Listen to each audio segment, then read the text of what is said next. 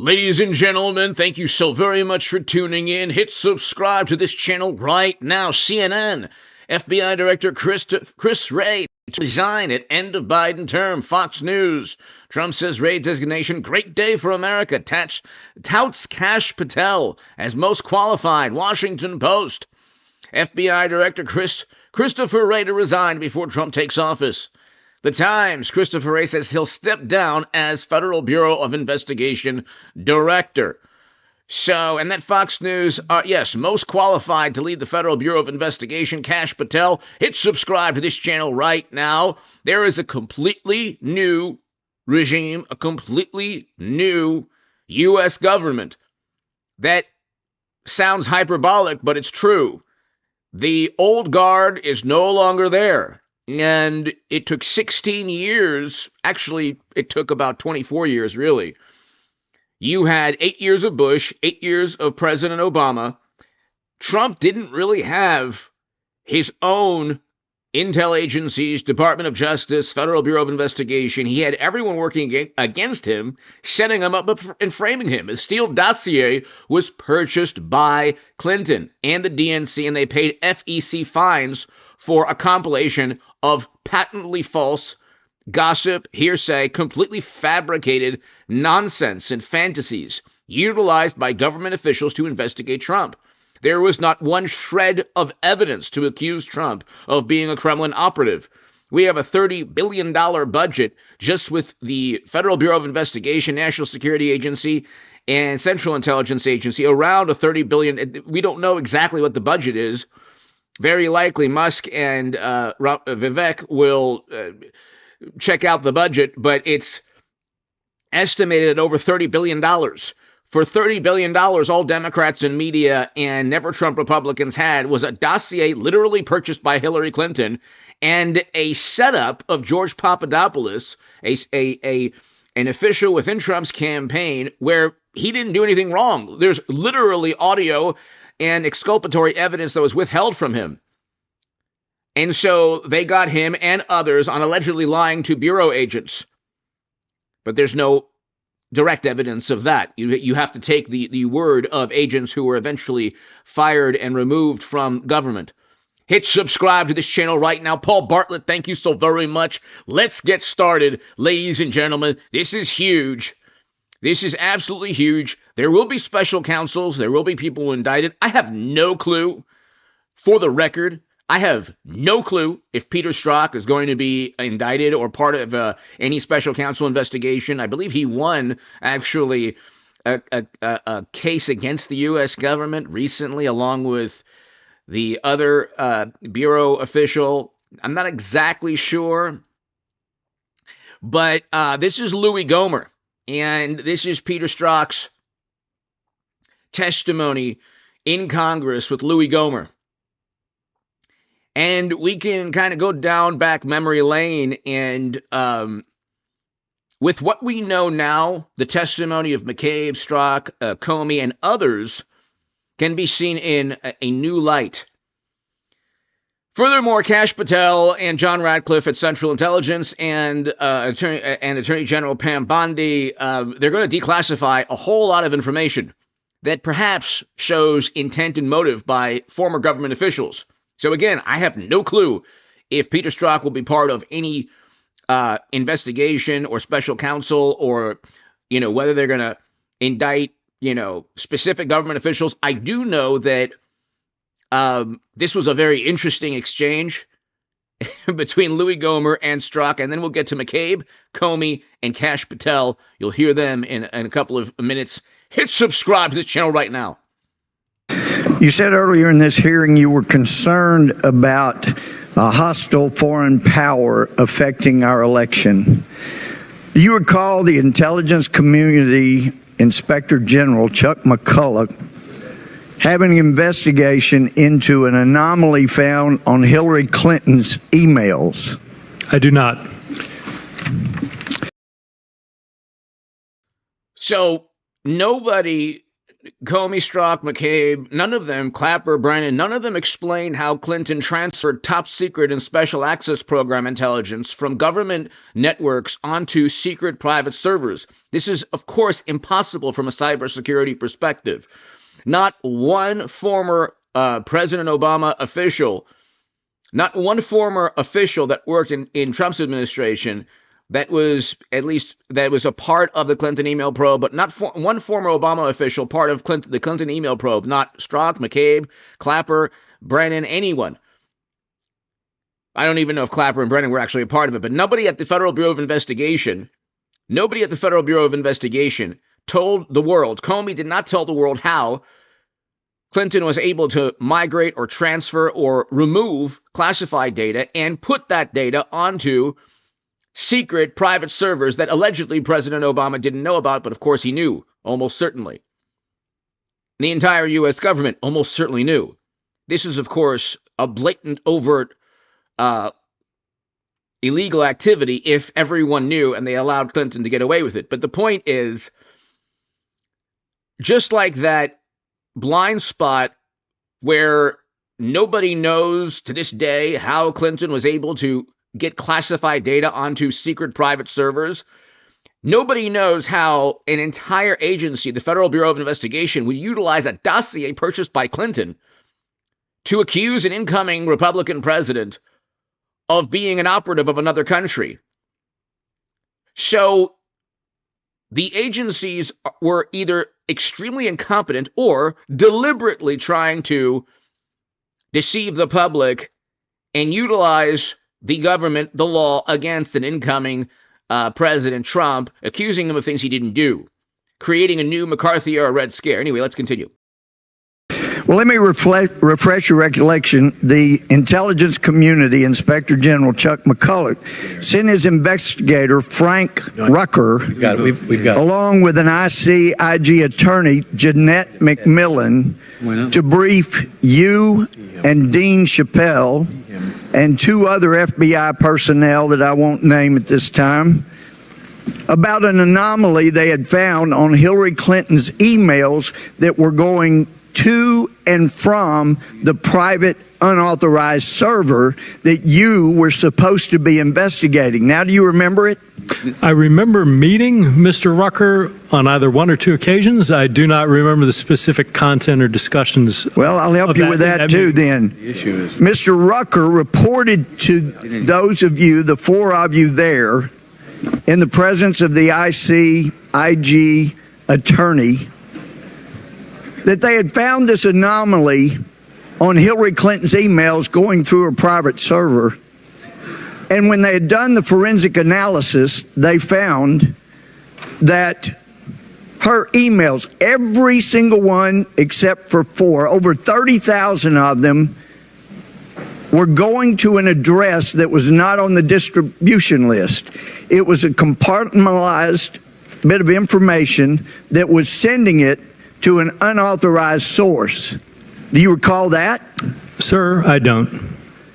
Well, he went on to explain it, and you didn't say anything. No. You thanked him, you shook his hand, but the problem was that it was going to an unauthorized source that was a foreign entity unrelated to Russia, and from what you've said here, you did nothing more than nod and shake the man's hand when you didn't seem to be all that concerned about our national integrity of our election when it was involving Hillary Clinton. So the forensic examination was done by the ICIG, and they can document that. But you were given that information and you did nothing with it. And one of the things I found most egregious with Mr. Horowitz's testimony, and by the way, Horowitz got a call 4 times by someone wanting to brief him, leaving messages telling him about this, and he never returned the call. He had 500 pages of bias that he gave us, And then he threw a bone to the Democrats and said, but we can't find bias. And let me tell you, when you have text messages, Mr. Strzok, the way you do, saying the things you did, you'd been better off coming in here and say, look, that was my bias. And you kind of get around to that a little bit when you say, hey, everybody's got political views. Those are called biases, and we all have them. And you have come in here and said, I had no bias. And you do it with a straight face. And I watched you in the private testimony you gave. And I told some of the other guys, he is really good. He's lying. He knows, we know he's lying. And he could probably pass a polygraph. It's amazing. Mr. Chairman. No, this is my Mr. time. Chairman. So, yes, this is years back, 6 years ago. It's very important. I'm just going to replay, for the next year, I'm going to replay congressional testimony from 6-5-4-3-2 years ago. This is important, ladies and gentlemen, because all of the people testifying for the past 6, 7, 8 years knew very well that Jeff Sessions, William Barr, Merrick Garland weren't going to do anything. That's why this is so important. Every single testimony from McCabe, from Strzok, from Comey, from others involved in the Clinton email probe, in the investigation into Trump, nobody truly believed that the Department of Justice or the intel agencies were going to hold anyone accountable. So you simply can't accuse an incoming president of being an operative of the Kremlin without serious evidence. If you utilize a dossier, if you utilize gossip and hearsay or some nonsense from a meeting with an official in Trump's campaign without any evidence, withholding exculpatory evidence, you very likely broke the law. I'm not just referring to, I'm not necessarily referring to Peter Strzok. I'm saying if you text people your disdain for Trump, if you work to promote a dossier that Clinton purchased, if, for example, you don't tell the world how Clinton managed to transfer classified data onto private servers, and I'm not just referring to Peter Strzok, I'm talking about Comey, McCabe, all of these people, the entire agents bureau. Nobody even testified or explained how classified data was transferred from those servers, from government servers or from government emails onto Clinton's emails. And then they don't do anything. Could you imagine if Trump had secret private servers? And then they just took the entire country for a ride. So this is very important. It's not old. It's just as relevant. It's actually more relevant today than it was 6 years ago. Far more relevant. But hit subscribe if you're new. I'm sorry. Point of order. No. The gentleman will state his point of order. A member of this committee just asserted that this witness, who is under oath and a former agent of the FBI, lied. There is no evidence that. I ask him to withdraw it. I do not withdraw it. He is not a member of Congress. It's not a violation of the rule. And just as you have been expressing bias through your members about what a hero, there is not a single person on this committee who has ever characterized a witness. Gentleman from Rhode Island. Gentleman, it's my time. That's a gentleman from Rhode Island will suspend. No, the disgrace. Mr. What this man has done. The gentleman from Texas will suspend for a moment. There is the disgrace, and it won't be recaptured anytime soon because of the damage you've done to the justice system. And I've talked to FBI agents around the country. You've embarrassed them. You've embarrassed yourself. And I can't help but wonder when I see you looking there with a little smirk, how many times did you look so innocent into your wife's eye and lie to her about Lisa? Mr. Chairman, this is outrageous. Credibility of a witness Shame is always on you, an issue. Mr. Chairman, please. Mr. Chairman, this is intolerable harassment of the witness. What's wrong with that? You need your medication. The gentleman controls the time.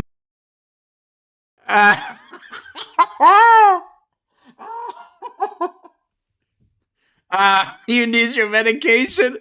That's the best. But you know what? Louis Gohmert he Gomerized. He just Gomerizes people. So I ask that the witness be permitted to respond. Withdraw it. So, ladies and gentlemen, this is very important, okay? Here's the issue here. You need your medication. Here's the issue, okay? Here's the issue. Strzok and a person named Page had something going on that was, let's say, beyond the scope of working. Okay. They, along with others, text messaged each other. The text messages are, Daily Mail, Fox News, CNN, and of course, media said, no, they weren't talking about Trump. It wasn't a big deal. Basically, the entire 8 years has been, don't believe your lying eyes. The people trying to set up and frame Trump really aren't trying to set up and frame Trump. And so Democrats along the way, as you can see, defended. I think one Democrat said that Strzok deserved the Medal of Honor. It was hilarious. And so what took place was these are government officials. So Strzok, McCabe, Comey, Clapper, Brennan, they technically, or I should say initially, did not break any laws. Or I should say, while they were utilizing bureaucracy, while they were utilizing their very powerful and influential government positions, they had the ability to investigate Trump based on an absurd, outlandish premise, literally purchased by his direct political rivals, Clinton, the DNC. They were able to utilize the law at that point in a legal manner against an incoming president. They were able to level bureaucracy. Now, this is important. This is why you subscribe to this channel, for boring, monotonous, and verbose analysis. They were able to utilize bureaucracy against a political rival. It's very difficult to prove motive and intent in a gigantic bureaucracy. Okay, you could be in the office and somebody could say, well, Bob, you're utilizing too much of the photocopy paper. I mean, who knows? I haven't been in a corporate environment in a long time, but whatever. So you're utilizing, somebody stole my pen. Was it you, Bob? I think I'm going to have to call Human Resources. I had a pen and the pen's no longer there. Suddenly, Bob's fired for stealing. Why? Because somebody spoke to others and they said, Bob's been stealing pens. Let's go ahead and all pen a letter, an email to Human Resources. And so that's one example of how you can use some kind of outlandish, scheme through bureaucratic means and just say, well, I had no intent. I liked Bob, but he was taking our pens and pencils, and he was, I had photos of I had, and you know what? I had a burrito in the refrigerator and he took it. So Bob's been taking things left and right. And you know what? It was a menace to the office. He was a menace to the office. You can accuse somebody of something in a corporate environment. An accusation will get somebody fired. There are a million underhanded, devious, conniving, deceitful ways to utilize bureaucracy in any type of bureaucracy to really harm and hurt people. And so that's what they did to Trump. Proving intent is very difficult. Now, you prove intent by declassifying almost certainly all the information that they withheld. That's one way to prove intent, in addition to actual messages saying we want to stop Trump. He will be permitted Did you to respond. ever talk to Hillary Clinton during your investigation, besides the one questioning you mentioned, before that or after that to this day? Point of order, Mr. Chairman. Point of order, Mr. Chairman. The gentleman will state his point of order. It is, I think, against the rules of the House for Jerry Nadler was making things up. He's like, point of order, Mr. Chairman. You what? Okay, that's against the rules, I think. member of the committee to be impugning the character of a witness. It is not. You should ask questions to elicit. The purpose of this hearing is to elicit information. You should ask questions to elicit information. You should not be impugning the character of the witness. The gentleman is advised the rules of the House only are directed to members of the House and the President of the United States. Therefore, in other words, it is okay to impugn the character of witnesses in any way whatsoever? Well, listen, I've heard many members on your side of the aisle impugn character of somebody who is covered by the rules of the House. But the gentleman, the gentleman has 20 seconds left. The clock will be turned back on, and he can complete his time, and then the witness can respond. So if you talk to Hillary Clinton, other than the time she was examined in front of the witnesses? No. So after throwing away what you have with all the bias you have, you've never even gotten a thank you. I yield back. The gentleman may respond. Sir, well, that's quite a set of statements. Mr. Chairman, I did not finish with a question. The gentleman, there was no question asked. Mr. Chairman, he's been given the opportunity to respond. The gentleman will suspend. The time of the gentleman has expired, and as I've indicated the rules earlier, of our hearings are if there is a question asked during the time, the witness may respond to the question after the time. The witness is going to be allowed to respond briefly. That's a new rule. Sir, first, I assure you, question. under oath, as I spoke also during my interview a week or two ago, I have always told the truth.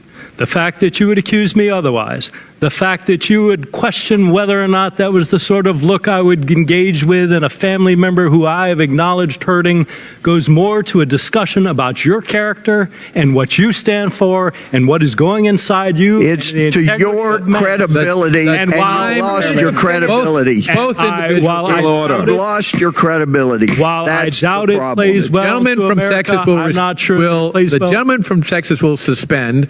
The witness has had ample opportunity to express his feelings about that, and now the chair recognizes. Mr. Chairman, there is a discussion about the representative's first assertion about what the ICIG said that I would like to respond to. Very briefly. Very briefly. I have no recollection of that conversation. I can tell you I am not a computer forensic expert. I can tell you that every allegation that we had, and that's a disingenuous statement. You don't have to be a computer forensic expert to understand that a private server cannot connect to a government server.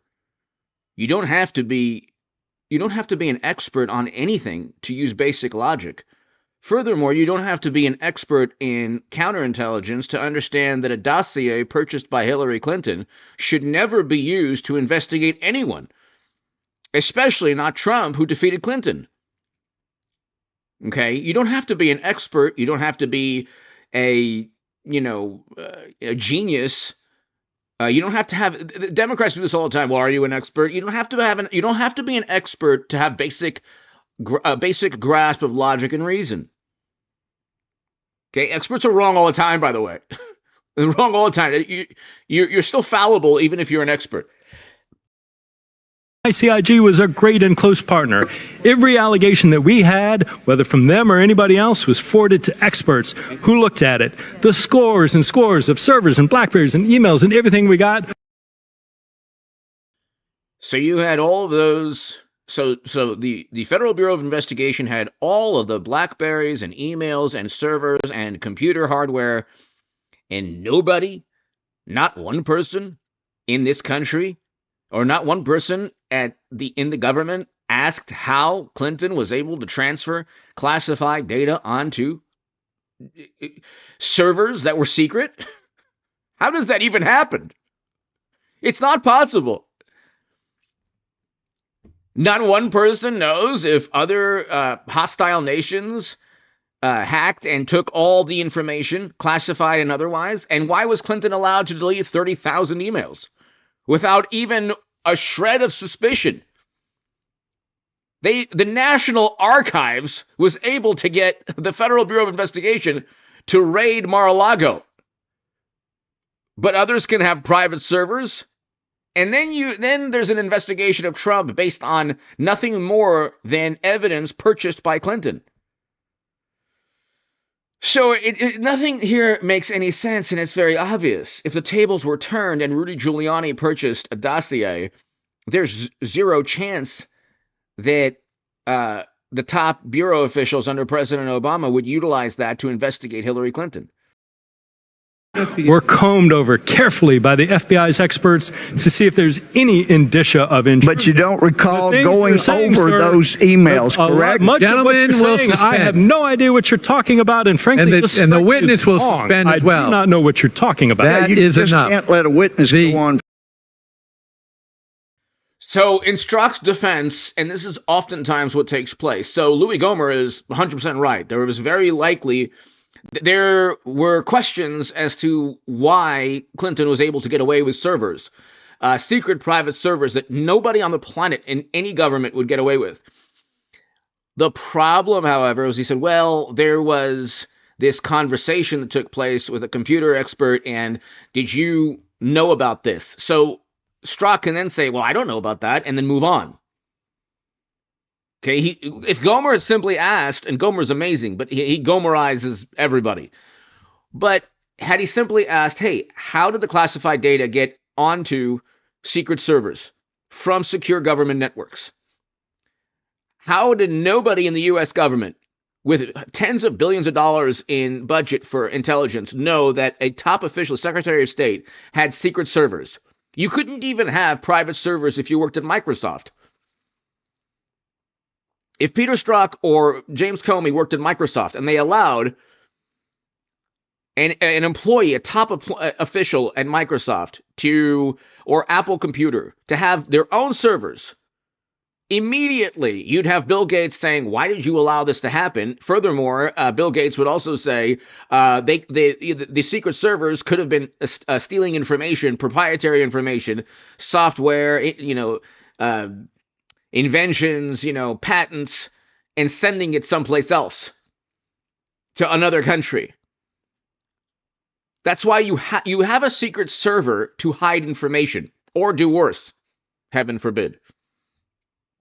Trump doesn't have a laptop full of bribery and graft. That was Hunter and Joe. I mean, we can go on forever. Now you have Andrew McCabe, who also was let go from the Federal Bureau of Investigation. They're all very interesting characters. But this is an interesting exchange right here. Investigations are designed to protect American interests against foreign influence. Is that correct? That's right. Counterintelligence investigations are designed to mitigate threats to national security. So like Senator Feinstein could fire somebody that was on her staff to mitigate it. Is that a good example? That could certainly be one way to mitigate a threat. At any time during the multiple counterintelligence investigations that were conducted against Trump campaign officials, was there ever a defensive briefing given to President Trump about the concerns you had about Mr. Papadopoulos, Carter Page, or anyone else, including General Flynn? Not that I'm aware of. Why? Well, Senator, we typically don't provide defensive briefings when we feel that they could run the risk of compromising the investigations that we're undertaking. So before we provide a briefing, we try to determine whether or not that briefing will ultimately get communicated back to the target or somehow obstruct our ability to shed some light on whether or not there's actually a threat to national security. So when it came to Papadopoulos, you never told the Trump campaign you may have a problem with him? That's correct. And when it comes to Carter Page, you never sat down with President Trump, we got concerns about Carter Page? I do not believe that happened. Yeah. That's correct. Senator Hawley. Thank you, Mr. Chairman. I want to start by saying that I heard, I think, my Democrat colleagues wondering aloud why it is that we're here today. And I have to say, I would have thought that would have been obvious by now, that we're here because we're looking at maybe the biggest scandal in the history of the FBI. We're looking at the use of the FBI to interfere in a presidential election. We're looking at the use of the FBI to lie to the FISA court, to so misrepresent facts, statements and other material to this court that the court had to issue a statement saying that they could not trust the FBI, not only in this case, but in potentially every other case going forward. Absolutely unbelievable, unprecedented for a court to issue a rebuke of this nature. And I have to say, the fact that my Democrat colleagues wanted to shrug and move on in the face of this kind of interference, this kind of inappropriate behavior, this abuse of power, which is what it is really extraordinary. And well, Democrats were very happy with loyalists in government, people who were loyal to them. They were very happy to have specific government officials going after Trump based on a dossier. There was not one shred of evidence that pointed to Trump being an operative of any country. The evidence actually pointed to specific Democrats being compromised by other countries. Okay, that's like actually where the private servers and the laptops come in. But again, it's bureaucracy, and it's also very corrupt journalists, quote unquote, in media who are really Democratic Party operatives. You have journalists literally working alongside, quote unquote, sources to publish patently false information under the guise of, this is intel that the government's looking at. Well, it's really the Steele dossier was purchased by Hillary Clinton and then published in liberal publications and then utilized by the courts, by FISA courts and by government lawyers to say, look, it's public knowledge now. Of course, the individual we have before us today has an entire report written by the IG about how he lied repeatedly. And so that's why we're here. And by the way, now that we're in the middle of another election, the outcome of which is still disputed and unknown, and people are wondering, why is it that so many Americans don't have trust in the electoral process? This is why they don't have trust in the electoral process. This is why. It's because we've seen instance after instance of the abuse of the institutions of this country to try to interfere with the voice and the will of we the people. And we're looking at it today. That's what this is about. If anybody's has any question, that's what this is about. Now let's talk a little bit about that lying to the FISA court, which the FBI did repeatedly and DOJ signed off on. Mr. McCabe, let me come to you now. You know, I've had something of a personal quest here to try to find somebody who will take some responsibility for these warrants that they signed off on, for these applications that they personally signed off on. You signed off on a renewal application for the Carter Page FISA warrant on June 28, 2017. Isn't that correct? That's correct. Now, by January of 2017, the FBI had identified and interviewed Christopher Steele's primary subsource. Isn't that correct? That is correct. And those interviews cast serious doubts on the accuracy of the Steele dossier, to put it mildly. Isn't that correct? I know that now, yes. The FISA renewal application. Now, I'm not sure if he's saying that he knows the dossier was complete nonsense. You know, now he knows it, and before he didn't. And this is how bureaucrats utilize bureaucracy to go after people. So it was very difficult up until Kash Patel and Pam Bondi and John Radcliffe and Tulsi Gabbard. It was very difficult to prove intent because you'd have McCabe and others saying, well, you know, this was an investigation, and we really thought that Trump was an operative of the Kremlin. We just really thought that. Well, why did you think that? Well, we got a dossier, and there were other intel agencies telling us this also. Other intel agencies could tell you anything to deceive you, to push you into domestic chaos. A dossier can be purchased by Trump's direct political rivals. Where was the evidence? Where was the money? Where's the video footage? Everything's videoed nowadays. Where's the audio of Trump speaking with a Kremlin agent? Okay, where are the spies saying, yeah, here's the video footage, here's the audio tape, here's the money transfer between us and Trump? They had nothing. And yet you had an entire American political establishment completely convinced that Trump was a Kremlin operative. I mean, This is why it doesn't matter what your intelligence is. If you lack wisdom, you can have all the intelligence in the world. It won't mean anything. Okay? From day one, I was telling people, from day one, I said, this is complete nonsense. And I said, Trump's going to come back stronger and than ever. And he did. And I said he'd win and regain the Senate, everything. And he did. But people were tired of all of this. This is just nonstop lies. That's why Kash Patel, it's either going to happen through special counsels or it's either going to happen through declassification. So. That you signed, however, did not acknowledge any of those facts. Isn't that correct? The FISA package that I signed contained the same contained the errors that are laid out in the IG report. And by December of 2016, so this is months before the renewal application, the Crossfire Hurricane team knew that the primary subsource of the Steele dossier was suspected of being a Russian asset. Isn't that correct? I don't believe that's correct. No, I don't know that to be the case. Your testimony under oath is that the Crossfire Hurricane did not know that the primary subsource was potentially a Russian agent as of December 2016? I can't tell you what the members of the team thought about the primary subsource in December of 2016. If you Why would anyone even care what a subsource of something that was purchased by Clinton and the DNC says? That's like saying the subsource of a Dungeons and Dragons campaign. Oh, the druid said this about Trump. Oh, the magic user and the druid and the, whatever said this about Trump. What does it matter?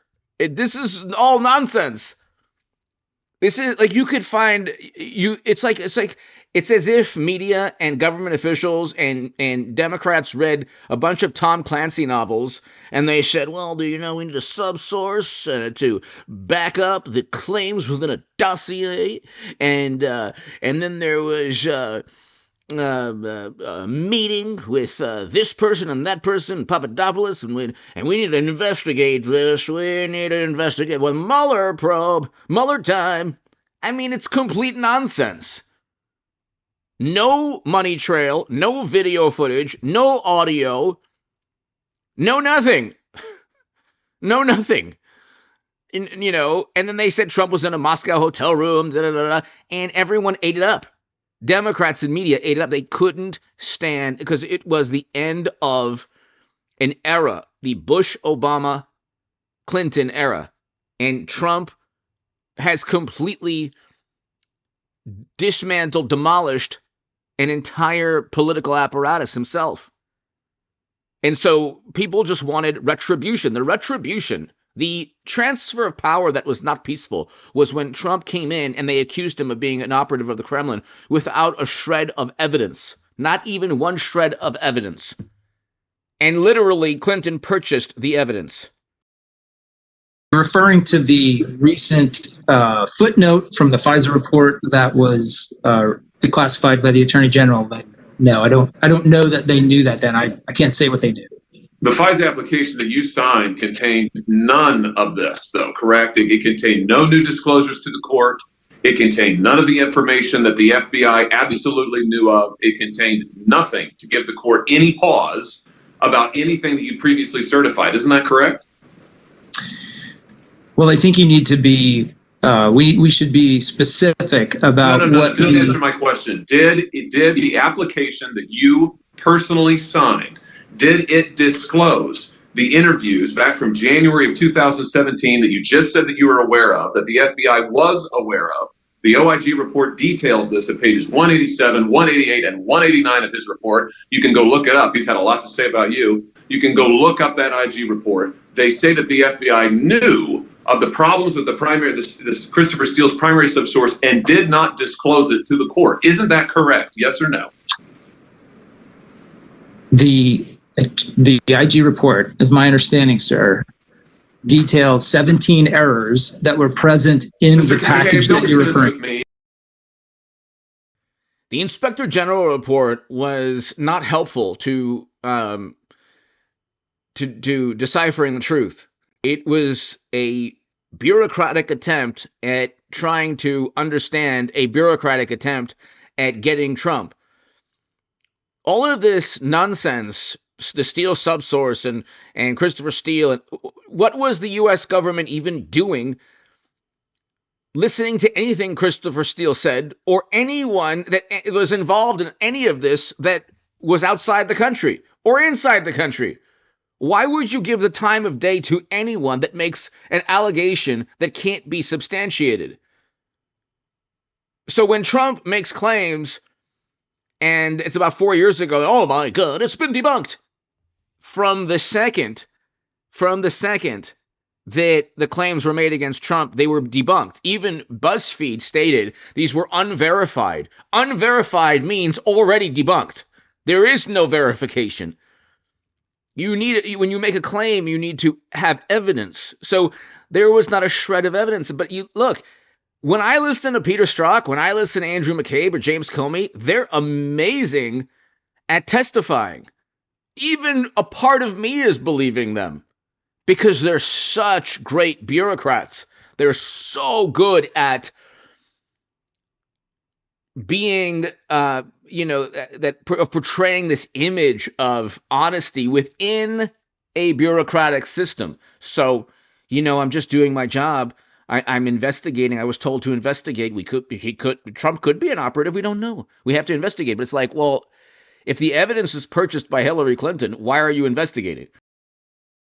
Answer my question. Did the report that you personally signed, did it disclose the FBI's interviews in January of 2017? You signed the new application in June of 2017. Did it disclose the interviews casting serious doubt on the primary subsource? Yes or no? We both know the answer is no, but why don't you just say it? What? No, right? It did not disclose serious concerns with the primary subsource. Why didn't it? Why didn't you notify the court of this new information? Is it because you wanted to continue to undermine the election of Donald Trump? Let me ask you this. Didn't you send a text message on June 24, 2016 saying that I hope the Brexit vote doesn't predict a similar outcome here in November? Okay, so I'd like to answer that. I'd like to answer your question, sir, but I'm going to need a little bit of space to get in a complete answer.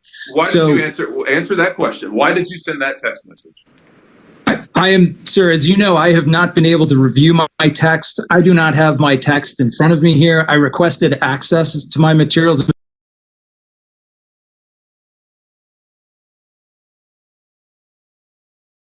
And now you have Kash Patel and Devin Nunes. To the Brookings Institute, which for those of your viewers who don't know what this is like the prominent left-wing think tank here in our nation's capital. And we think there's a connection between the president of Brookings and those dossiers that were given to the State Department that mirrored the Steele dossiers, which, look, all of this, what does this mean? This was the Clinton campaign's dossiers. It was the dirt. It was a phony story that they sold not only to the American people, but they sold it and corrupted our FBI, where it appears like these dirty cops were more than willing to take this information and present it to the FISA court. Yes, that was Congressman Devin Nunes on this program back in 2020, exposing direct links between the Brookings Institute and Christopher Steele's fabricated dossier, which was bought and paid for by Hillary Clinton and her campaign and the Democratic National Committee. Last week, Steele's primary subsource, Igor Danchenko, who was also an analyst at Brookings, was arrested and charged with 5 counts of lying to the FBI. The third indictment in special counsel John Durham's probe. He has since pleaded not guilty. My next guest took the deposition. So he wasn't prosecuted or he wasn't convicted. Okay, so what took place was Durham did not have access to all the classified data. What Kash Patel is going to do is simply declassify everything they need to prosecute people. That's it. It's not that difficult. positions of several of the players who were pushing the phony Russia collusion lie. Former Pentagon Chief of Staff Kash Patel joins me right now. He, along with Devin Nunes, cracked open this case 3-4 years ago. Kash, it's good to see you this morning in a snowy Pennsylvania. Great looking shot there. Great to be with you, Maria. Thanks so much for having me from Happy Valley. So, Kash, connect the dots for us. You heard Devin talking about the Brookings Institute. I'll bring up the graphic of Durham's indictment of Danchenko. Talking about Danchenko working as an analyst at Washington-based bank think tank, which is the Brookings Institute, where he focused on Russia and Eurasian geopolitical matters. Tell me about the connection that Danchenko had in Brookings. Yeah, that's a great starting point. And let's front load the conversation, Maria. John Durham issued subpoenas to the Brookings Institute. I don't think most of America knows that, but he actually issued federal grand jury subpoenas for documentation, which we now know he used in his indictment against Danchenko. And who was Danchenko? Danchenko was Fiona Hill's former research assistant. Who is Fiona Hill? The world probably remembers. She's the one who conjured up the Ukraine impeachment fiasco in her time at the White House. And why is she important? Fiona Hill connected Danchenko to Christopher Steele. A political operative in the White House connected Christopher Steele to his primary source and allowed her to get all this false information into the FBI. How does that relate to Charlie Dolan? Fiona Hill also connected Charlie Dolan, the Clinton ally operative, to now Danchenko, the indicted individual under Durham, whose documentation was recovered by John Durham, thankfully, through his lawful and appropriate use of federal subpoenas. And I think he's got a lot more coming. John Durham over 1,000 other documents that have not yet been declassified that I know include intelligence that goes specifically to this criminal activity that would be the basis for further indictments. And, you know, again, what happened with the Steele dossier, a grand jury is saying was criminal in nature, and I expect that all of the folks that are involved with creating it and peddling it falsely would be in jeopardy. And that was former Director of National Intelligence John Ratcliffe with me. Imagine if Rudy Giuliani and Donald Trump purchased a compilation of lies called a dossier against President Obama or Harris or Biden. Democrats and media would be livid. The indignation would be heard throughout the universe. But the reverse is true, and they're okay with it. They have no problem. They would never want Trump to treat them the way they've treated Trump. Me last week on this program on what he declassified, which of course exposed that this dossier and whole Russia collusion lie was a fabrication from Hillary Clinton. I am back with Kash Patel right now. And Kash, we mentioned Fiona Hill making all of these introductions to Christopher Steele as well as Charles Dolan. Meanwhile, she says she has no idea what they were doing. Here is a quote from her from a closed-door testimony from October of 2019 saying, "I have no knowledge whatsoever of how he developed that dossier. None. I just want to state that." What are your thoughts on this? And give us your sense of the 3 indictments we've seen so far and where this. So you can, that could be true. What could also be true is that the same person, the same people who say that type of thing also wanted the dossier to undermine Trump. So you could say, I have no clue how a dossier was compiled. And also you could correlate or that can coincide with, I also wanted that dossier to undermine Trump and accuse him of things he didn't do. This is going.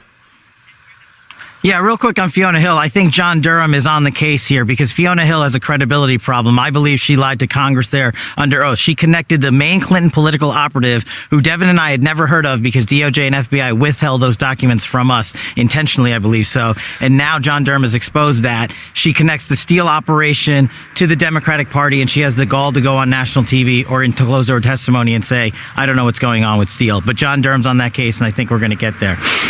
As to the 3 indictments that John Durham has issued, I believe he's built a sort of triangle of indictments, as I call them. At the top of the pyramid, you have Sussman, who represents an indictment of the Hillary Clinton campaign, the DNC, the law firm, and Fusion GPS, funneling tens of millions of dollars to perpetuate the biggest fraud in American history into the FBI. The bottom 2 pillars of the Durham triangle, I believe, are the John Durham's indictment of the FBI attorney, which is literally an indictment of the FBI and now a criminal conviction for lying to a federal court to perpetuate a fraud and get a FISA warrant falsely. The last leg of the Durham triangle comes in the form of his recent indictment of Danchenko. Who's Danchenko and why does it matter? Danchenko is Steele's main source, introduced to Steele by Fiona Hill, who Steele relied on to write his dossier, in which he said Steele, received credible information from Danchenko. We now know Danchenko's a liar. We also know, because of the Durham investigation, Danchenko provided no credible information to Christopher Steele. So his credibility has been destroyed, and these merchants of menace are finally coming to light thanks to John Durham's great work. And he's got a long way to go. And I'm glad he's getting the the information that Rod Rosenstein and Chris Wray intentionally withheld from Chairman Nunes in our investigation during Russiagate probe. So this is the new Federal Bureau of Investigation director. Now, Durham did not have even probably 1/10 of the information he needed to prosecute people, because the Bureau and other agencies, Central Intelligence, were withholding information. We still don't have thousands of classified documents from JFK and what happened to him. So we still don't. It's been 50, 60, 70 years? 60 years. So we still don't have thousands of classified documents withheld from the American public. It's been 60 years. So imagine how much in terms of declassification Trump's new intel officials will need to conduct to get prosecutions going. So on the Kevin Kleinsmith indictment, this is the FBI attorney. Does it end there, or are we going to see a road to others in the FBI perhaps getting arrested for directing Kevin Kleinsmith? This is a young guy who obviously changed paperwork to say that Carter Page was not an asset of the CIA when in fact he was. Yeah, you're absolutely right. Look, I think all roads lead to Andy McCabe, the former deputy director of the FBI, who was caught lying 3 times by the inspector general during his tenure there. Kevin Kleinsmith, the mid-level FBI attorney, cannot pull off the greatest political scandal in history alone. He needs direction from his supervisors. He's a convicted felon. He doctored a piece of paper for the FISA court. Now, I, as a former national security prosecutor who did FISAs, know how horrendous and how egregious that type of conduct is. But more importantly, I know that it cannot be done alone. It is virtually impossible to get that information to a federal judge for a secret surveillance warrant without the deputy director of the FBI knowing it. And I think all roads lead to Andy McCabe. His credibility is in question, not to mention that of Peter Strzok, Lisa Page, and Andy McCabe, who orchestrated the insurance policy to prevent Donald Trump from becoming president. That's their own text message. So you have government officials talking about an insurance policy. They were never really questioned on all of these messages. So they were never really questioned. Oh, well, I was talking about something else. Each step of the way, when they get caught with incriminating communication or with very bizarre, investigations that are predicated upon information purchased by Clinton, they just fall back on, I didn't know, I don't remember. We just had a hunch that Trump was guilty. This is all against the law, almost certainly.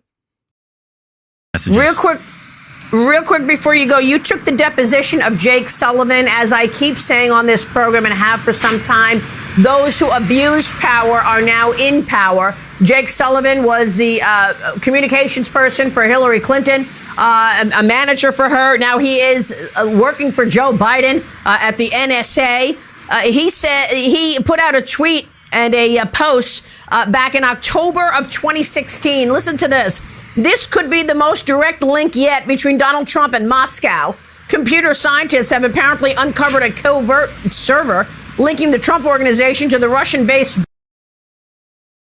So none of that was true. That was completely not only debunked, that was an overt effort at framing Trump with computers that had nothing to do with what they were accusing Trump of. They eventually found out that there was like malware or like marketing software that had nothing to do with anything they were accusing Trump of. Bank. Here is his post that Hillary Clinton then tweeted out. Jake Sullivan was peddling and spreading the dossier. He was, and he has the gall to come into Congress. And as you mentioned, I took so many of those depositions and say he had no idea, like Fiona Hill, how the dossier was created or who the $10 million Jake Sullivan and the DNC were paying was being utilized to collect foreign intelligence fraudulent information. So I think John Durham's on his case. And Maria, wouldn't it be the irony of all ironies for the current national security prosecutor to get charged with an actual felony based on real information and fact and not have this Department of Justice withhold exculpatory evidence like they did to the former national security advisor under Donald Trump? I think that's the accountability that the American public so desperately need. And I think that's where this road is going and where John Durham's taking us. So stay tuned. I think we're only 60 to 70% of the way there. All right. We'll keep watching that and talk with you along the way. So, ladies and gentlemen, and to my super chat, thank you. This is the new director of the FBI, Kash Patel. You heard you heard McCabe, you heard Strzok, and then you heard Kash Patel's view on both of them and others. This is going to be a very interesting 4 years, ladies and gentlemen. I do believe Vance, I mean, we're fast forwarding to the future. I think Vance is going to win. I don't see anyone even close to J.D. Vance in 28. And the reason I say that also is you're going to see so many indictments in the next 4 years of very corrupt, crooked officials. And Democrats are going to try to rally around them, and then they're going to realize very quickly that most Democratic voters don't care. Most Democrats actually know that they've utilized government against Trump for so long, it hasn't worked. So their enthusiasm for the same government officials who essentially failed at stopping Trump, he won the popular vote, it's different. When Trump was wrongfully accused, he grew stronger like Obi-Wan Kenobi. He's the Obi-Wan Kenobi of politics. Trump just grows stronger, and everyone who tries to undermine him through deceitful means just gets fired and all this stuff. But now you're going to have Kash Patel, like I say, declassifying information. That's going to be huge. Hit subscribe to this channel. Paul Bartlett, everybody here, thank you. To my super chat, each and every one of you, thank you so very much. Have a great, great evening.